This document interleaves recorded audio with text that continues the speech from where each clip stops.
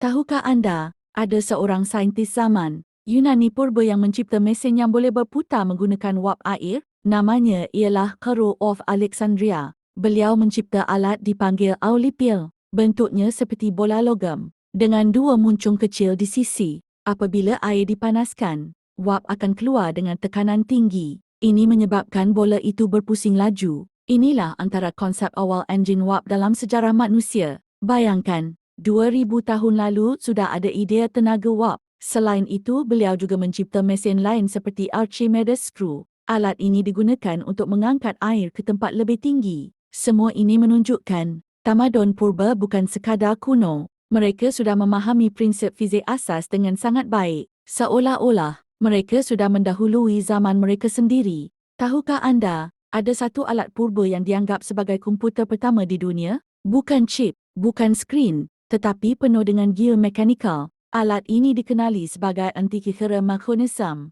Ia ditemui dalam bangkai kapal lama, berusia lebih 2000 tahun. Apabila dikaji, saintis terkejut dengan kerumitannya. Di dalamnya terdapat puluhan gear kecil, disusun dengan sangat tepat. Fungsinya, untuk mengira pergerakan matahari, bulan, dan planet. Malah, ia boleh meramal gerhana. Bayangkan, teknologi setepat ini wujud tanpa komputer moden. Ia seperti kalkulator astronomi purba. Seolah-olah, manusia zaman dahulu sudah memahami sistem alam semesta. Ramai masih tertanya-tanya, bagaimana mereka boleh membinanya dengan begitu tepat. Sehingga hari ini, ia masih menjadi misteri.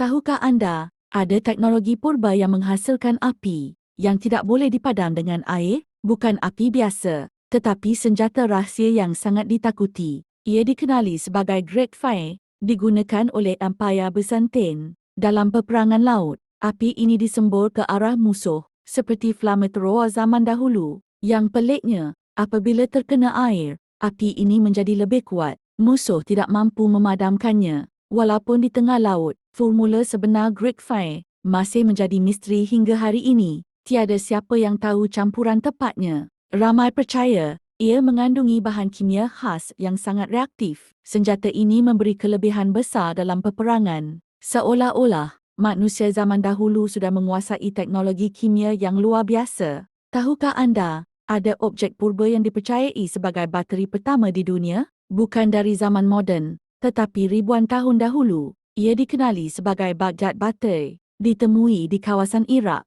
berusia lebih 2000 tahun. Bentuknya seperti bekas tanah liat, dengan batang logam di dalamnya. Apabila diisi dengan cecair tertentu, ia dipercayai boleh menghasilkan arus elektrik kecil, walaupun masih menjadi perdebatan. Ramai saintis percaya ia digunakan untuk tujuan tertentu. Contohnya, penyaduran logam menggunakan elektrik. Jika benar, ini bermaksud manusia purba sudah memahami konsep elektrik jauh sebelum penemuan moden. Seolah-olah, teknologi elektrik mungkin sudah wujud lebih awal dari yang kita sangka. Tahukah anda, ada manusia zaman dahulu yang mencipta robot tanpa menggunakan elektrik langsung? Bukan bateri, tetapi menggunakan air dan mekanikal. Tokoh tersebut ialah Al-Jazari. Beliau hidup sekitar 800 tahun dahulu. Antara ciptaannya, mesin otomata yang boleh bergerak sendiri. Contohnya, patung yang menuang air atau memainkan muzik. Semua ini digerakkan oleh sistem air dan gear.